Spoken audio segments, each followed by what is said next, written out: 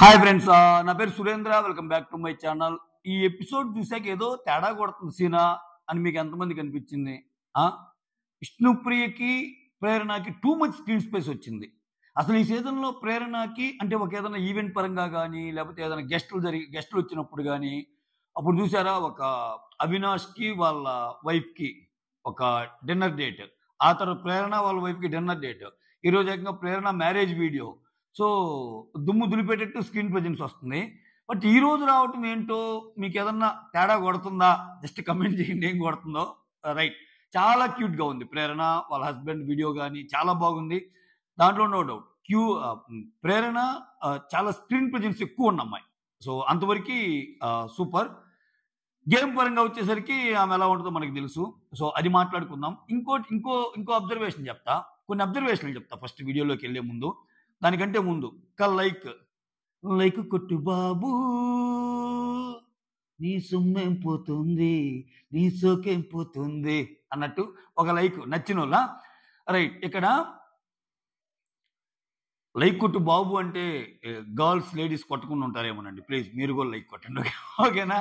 Right, ఇక్కడ ఈరోజు ఇంకో అబ్జర్వేషన్ ఏంటంటే, మీరు చూసారా ఓటెప్పిలు వచ్చిన వాళ్ళందరూ ఓజీ టీం. ఇది ఎవరైనా అబ్జర్వ్ చేశారా?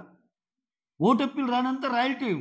గౌతమ్కి ఓటెప్పిలు లేదు, రోహిణికి లేదు, అక్కడ ఆల్రెడీ అవినాష్కి కూడా లేదు. ఏం చేయబోతున్నావు బిగ్ బాస్? ఓటెప్పిలు ఇచ్చినట్టే ఇచ్చేమన్నా మతలబ్ చేస్తావా?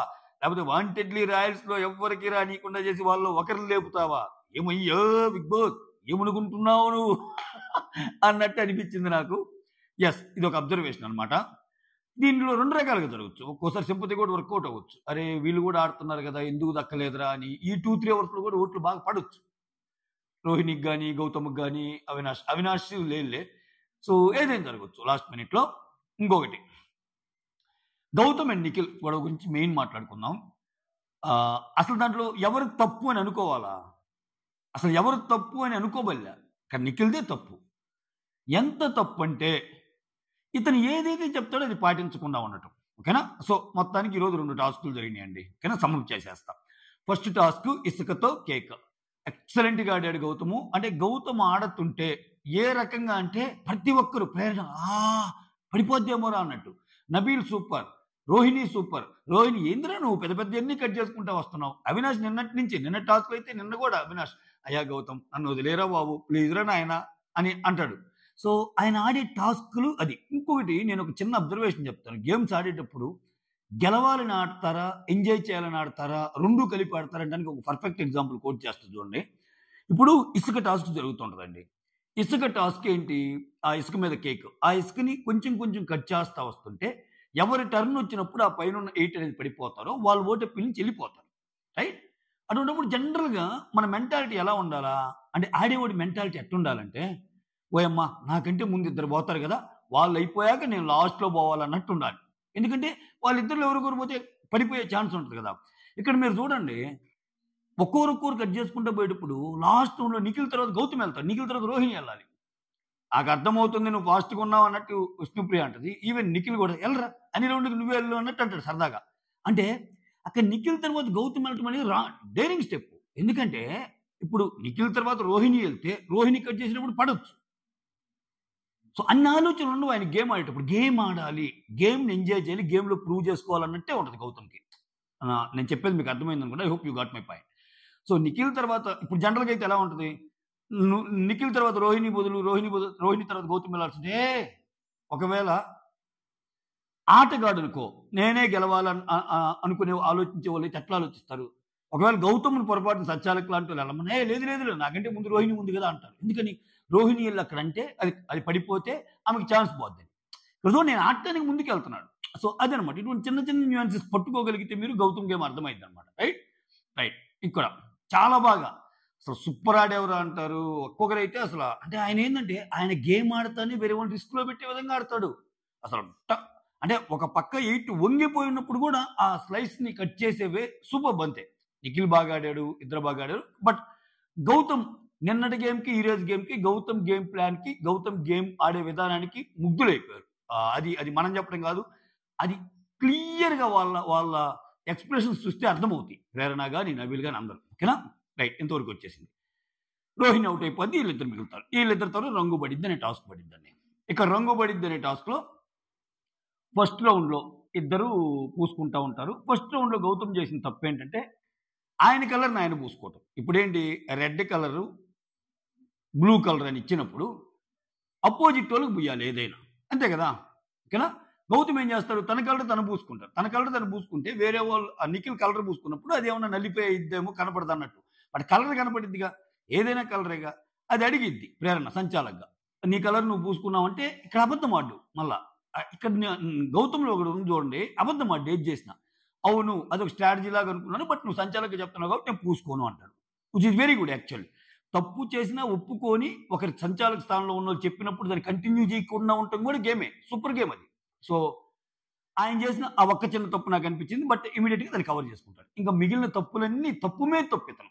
ఇక్కడేంటి గేమ్ జరుగుతుంది. అసలు రంగు పూసుకోవడం అనేది ఫిజికల్ టాస్క్. ఫిజికల్ టాస్క్ అనేటప్పుడు నువ్వు నన్ను హిట్ చేసావు అంటాడు. అంతకు ముందే దారుణంగా లాగుతాడు గేమ్‌లో. చెప్పాగా 'బోయపాటి' సినిమాలో ఏదో లాగినట్టు లాగుతాడు. మీరు త్రూఅవుట్ గేమ్ గాని చూస్తే ఎవరి మీద ఫిజికల్‌గా ఆడారో తెలుస్తది. అలా అని చెప్పి నిఖిల్‌ని తప్పు పట్టకూడదు మనం. అది ఫిజికల్ టాస్క్. టాస్కే physical task. At the same time Nikhil గౌతమ్‌ని తప్పు పట్టడం అసల అంటే ఇక్కడ చూడండి తప్పు మీద తప్పుని ఎందుకన్నా అంటే ఫస్ట్ నువ్వు హిట్ చేసావు అంటాడు. అరే గేమ్‌లో అలా జరిగిందిరా నిజంగా నీకు హిట్ చేసుంటే సారీ అని వాళ్ళకి ఫీల్ అయితే తగిలింది అను హిట్ చేసింది అనకు అంటాడు గౌతమ్. ఆటలో తగలటం వేరు హిట్ చేసింది వేరు. ఆ! ఇంకా మాటల మీద మాట. ఏం చేసుకుంటావు చేసుకోపోరా అన్నట్టు అంటాడు. మాట్లాడుతుంటే. ఓకేనా? ఇక్కడ నీకు ఆడే విధానం తెలీదు అంటాడు. ఆడే విధానం తెలీదు అంటాడు. కూర్చోబే అంటాడు. ఇన్ని మాటలు అంటాడు. ఇన్ని మాటలంట నువ్వు కావాలని నన్ను హిట్ చేసావేమో, నువ్వు కావాలని కొడుతున్నావేమో అని ఒక పెద్ద అలిగేషన్ వేస్తాడబ్బా. అంటే నువ్వు గేమ్‌లో నన్ను కావాలని కొడుతున్నావేమో. అది అందరూ ఇతని మీద ఫీల్ అవుతున్న అంశాన్ని లాస్ట్‌కొచ్చేసరికి ఆయన సీటీఎం చింపుకోవడానికి ఉవ్విళ్ళూరుతున్నాడు నిఖిల్ అనే పర్సన్. ఆయనన్నాడు, అసలు ఈయన ఆడిన గేమ్‌లేంటి? ఈయన దెబ్బకి బాధపడినోళ్ళు ఎంతమంది? గాలిలో ఎగరగొడితే పాపం మణికంఠ కింద పడి పాపం అయినా గాని మళ్ళా వచ్చి ఆడబోయాడు. టేస్టీ తేజ అనేంటి? అసలు అంతెందుకు బ్యాటరీ టాస్క్‌లో గౌతమ్‌ని ఏంటి? ఎప్పుడన్నా నువ్వు కావాలని అనే పదం వాడారా వాళ్ళు? That's the game spirit. నువ్వు కావాలని వాళ్ళ ఇప్పుడు. ఈవెన్ అంత దెబ్బతిన్న టేస్టీ తేజ కూడా that's part of the game అందుకే నేనేం అనలేదంటాడు.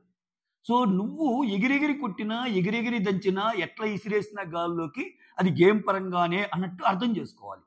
బట్ నిన్ను మాత్రం అప్పటికేంది తగిలింది గేము. అప్పుడు ఆయన క్లియర్‌గా చెప్తున్నాడు. తగిలింటే సారీ అంటాడు. వెంటనే సారీ చెప్తాడు.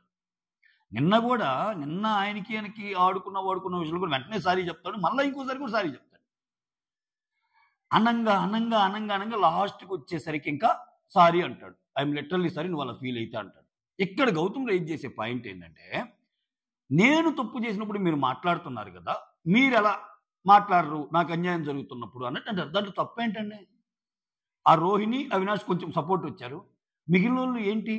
ఇక్కడ ప్రేరణ అక్కడ క్లియర్‌గా విష్ణుప్రియ లైవ్‌లో జరిగిద్ది ఇక్కడ ఉండదు. అంటే నిన్ను బేరనంగానే టకటకటక మధ్యలో రావాలా అంట. అసలు మధ్యలో రాబుల్లా. ఇక్కడ చాలా మంది మర్చిపోతుంది ఏంటంటే గేమ్ అంటే మనకు చూపించే ఆ పర్టికులర్ సినారియో అనుకుంటున్నారు. గౌతమ్ ఎక్స్‌పోజ్ చేస్తుంది వాళ్ళ గేమ్. ఇంతవరకు జరిగిన గేమ్‌లో నిఖిల్‌కి, గౌతమ్ నువ్వు విషయంలో కరెక్ట్. అంటే ఇంతవరకు చాలా జరుగుంటాయి నాట్ ఓన్లీ దిస్ ఇన్సిడెంట్‌గా. ఈ పర్టికులర్ ఇన్సిడెంట్‌లో నువ్వు కరెక్ట్ అని ఎవరన్నా అన్నారా? అది ట్రై చేస్తున్నాడు గౌతమ్. నా విషయంలో ఎందుకు జరుగుతుందని. వాళ్ళ దగ్గర ఆన్సర్స్ ఉంటే చెప్పాలి. దానికి నువ్వు వాడుకున్నావు అంటం తప్పు. సరే ఆయన అన్నాడు, సారీ చెప్పాడు. ఆయన ఇంకోటి ఏమన్నాడు? ఇక్కడ వాడుకున్నావు అనేది మీరు డబుల్ మీనింగ్ లెక్క తీసుకున్నారు. నేను గేమ్ పరంగా ఆడుకున్నాను. ప్రేరణ దానికి. గేమ్ పరంగా అయినా వాడుకున్నావు అసలు ఆడుకున్నావు అనే మాటే తప్పు అంటాడు. అటువంటిప్పుడు ఇతని మాట ఏంది? ప్రేరణ నువ్వు సిస్టర్ లెక్క ఫీల్ అయ్యి తర్వాత ఆమె మీద కావాల్సినవన్నీ వేసేస్తావు. ఫన్ వేలో మాట్లాడి ఆ గేమ్‌ని గెలుకుతావు అన్నాడు. తప్పు కదా? తప్పు కదా? మూసుకొని కూర్చోంటే మూసుకొని నొక్కు అన్నాడు. తప్పు కదా? అసలు ఆయన మొన్న కూడా తప్పుంది. మొన్న కూడా ఇక్కడ పెద్ద మాఫియా ఉందన్నమాట. ప్రియార్ మాఫియా. అదేంటో నేను చెప్తా చూడండి. ఇప్పుడు ఒకరోజు గొడవ అయింది గౌతమ్‌కి, నిఖిల్‌కి. ఆ రోజు గొడవలో గౌతమ్ తప్పు అనుకుందాం. ఆ రోజు మొత్తం నిఖిల్ పిఆర్ టీమ్ ఎంత స్ట్రాంగ్ అంటే ఆ రోజు మొత్తం గౌతమ్‌దే తప్పు అన్నట్టు తీసుకెళ్తారు. చాలా కంఫర్టబుల్‌గా. నెక్స్ట్ డే ఈ రోజే చూసుకుంటే గౌతమ్ నిఖిల్ గొడవ అయింది. ఇప్పుడేంటి నిఖిల్ తప్పు. నిఖిల్ తప్పు అయిన రోజు గౌతము తప్పే, నిఖిల్ తప్పే, కానీ నిఖిల్ని మించిన తప్పులు గౌతముని అన్నట్టు ప్రొజెక్ట్ చేస్తారు. ఇది ఒక వెరైటీ సిచ్యువేషన్ అనమాట. మీకు మీకు డిఫరెన్స్ అర్థమవుతుందా? సో గౌతమ్కి నిఖిల్కి గొడవ పడినప్పుడు నిఖిల్ పిఆర్ చేసేది ఏంటంటే గౌతముది ఎంత తప్పు అయితే ఉతికి ఆరేయటమే ఆ రోజంతా. ఇంకా పెద్ద పెద్ద అసలు ఇంకా మొత్తం గౌతమ్ అసలు క్యారెక్టర్ అసాసినేట్ చేసేసాడు, అసలు అబ్బబ్బబ్బబ్బా టార్చర్ పెట్టాడంటాడు. ఇతనికి ఏదైనా జరిగిందనుకో, ఇతను విక్టిమ్ అయినా కానీ వాళ్ళ తప్పే, బట్ ఏం చేసింది ఏంది గౌతమ్ అంతకు మించి తప్పులు చేశాడంటారు. సో గౌతము తప్పు అని చెప్పేటప్పుడు మాత్రం నిఖిల్ ఏ తప్పు లేదన్నట్టు మాట్లాడతారు.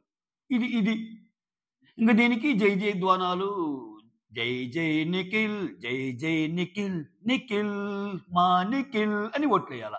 అరే ఏమిరా బాలరాజు ఇది అనిపిస్తుంది కదా చూసే వాళ్ళకి. ఇప్పుడు విష్ణుప్రియ ఆర్గ్యూ చేసేటప్పుడే చాలాసార్లు చూసాం మనం గౌతమ్తో. ప్రతి దాంట్లో ఆ ఎక్స్ప్రెషన్స్ కానీ, అమ్మా అంత మాట అన్నావా గౌతమ్, అంత మాట అన్నావా అని.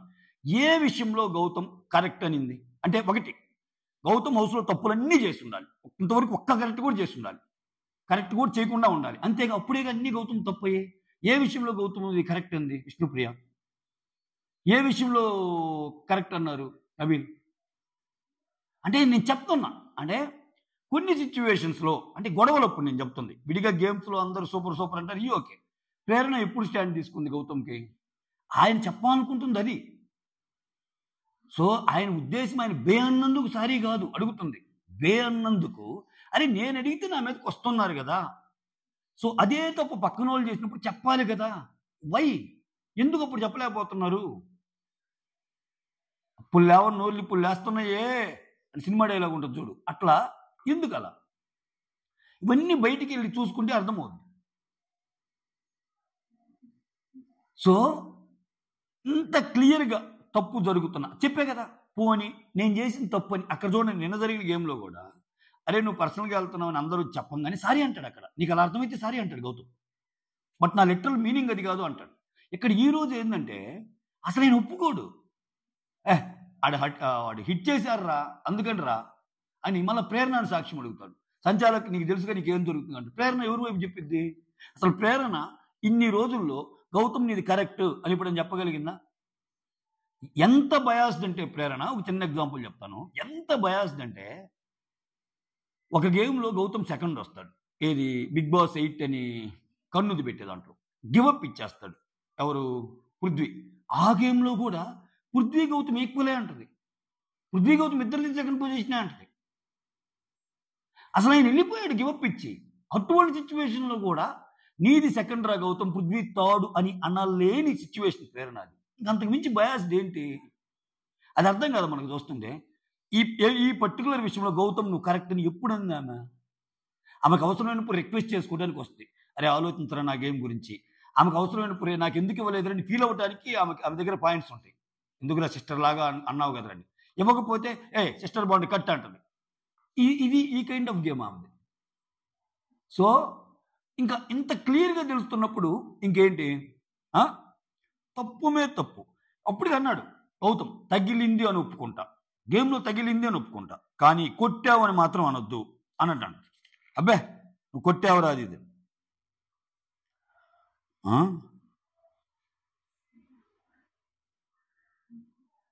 పక్కకి కూర్చోబే, ఇదే ఇంకా అంటే నింద మీద నింద. నువ్వు కావాలని కొట్టావు, పక్కకి కూర్చోబే. అంటారా నేను అనేది అంతేరా? ఇట్లా అంత రెక్లెస్ అంటే నువ్వేది చేసినా వెనక మనకు ఒక సైన్యం ఉంది వాళ్ళు చూసుకుంటారన్న దేరా ఏంటది? వీళ్ళు సరిపోయారు పరమానంద శిష్యుల్లాగా. ఇంకా ఏ తప్పు ఏం చెప్పరు. ఇప్పుడు నిఖిల్ విషయం, గౌతమ్ విషయంలో తప్పుని వచ్చారుగా మూసుకొని కూర్చోంటే. ఈరోజు కూడా చాలా డిస్కషన్ జరిగాక వచ్చారు. నువ్వే అంటాం తప్పు అని కూడా ఏంద్రా ఎలా అంటావు, తప్పు అని చెప్పొచ్చుగా. ఈయన ఏం చేసే పని ఏంటి తెలుసా? నిఖిల్ ఈయనకి కంఫర్ట్ జోన్లో ఉన్న కండిషన్స్ కొంతమంది ఉంటారు. కావాలంటే అడుగురా, విష్ణుప్రియని అడుగురా, ప్రేరణను అడుగురా అంటాడు. వాళ్ళు ఏ కోసారో ఈయనకి ఫేవర్గా జడ్జిమెంట్ చెప్తారు? చెప్పరు. ఈయన సాక్షి సంతకం కూడా భలే ఉంటుంది వెరైటీగా. రోహిణిని అడుగు అని అండవు, ఎందుకని రోహిణి ఆయన పక్క చెప్పిద్దేమని ఇది కొంచెం. విష్ణువుని అడుగురా ఏం జరిగిందో చెప్పిద్ది, ప్రేరణను అడుగురా ఏం జరిగిందో చెప్పిద్ది అంటది. ఏం చెప్తారు వాళ్ళు? ఖచ్చితంగా నీకు ఫేవర్‌గా అని చెప్తారు. నీకు ఫేవర్‌గా ఆయన అంటుంది కూడా ఇదే గదా! నీకు ఫేవర్‌గా చెప్తారనే గదా ఆయన చెబుతుంది. తర్వాత అరే! నువ్వు గాని నిజంగా దానికి బేరనందుకు వీలైతే ఐయామ్ లిటరల్లీ సారీ రా అంటాడు. అయిపోద్ది. సో, దీంట్లో 3 రౌండ్‌లు పెడతారు. ఫస్ట్ రౌండ్‌లోనేమో Gautham, second round Nikhil, third round Nikhil అని చెప్పి అనౌన్స్ చేస్తదామె. సో, నిఖిల్‌కి ఓటెప్పీలొస్తాయి. నిఖిల్ ఓటెప్పీలకెళ్తాడు. చాలా కష్టపడ్డాను. ఇంక 2 వీక్స్ మాత్రమే ఉంది. ఓకే. ఆహ్, ఎప్పటికీ రుణపడే ఉంటాను మీకు. తెలుసో తెలియకో ఏదైనా తప్పులు చేసుంటే మాత్రం క్షమించండి. సో, చిన్న చిన్న తప్పులు పిల్లలు చేస్తారు గదా! పిల్లలు చేసినట్టే ఫీలై నన్ను గూడా క్షమించండి అంటాడు. చెప్పాడు ఈ మాటలు. ఆ తర్వాత నేను మీ ఇంటి బిడ్డని. 2 తెలుగు రాష్ట్రాల ప్రజలకి నా రిక్వెస్ట్. సో, నాకు ఓటేయండి.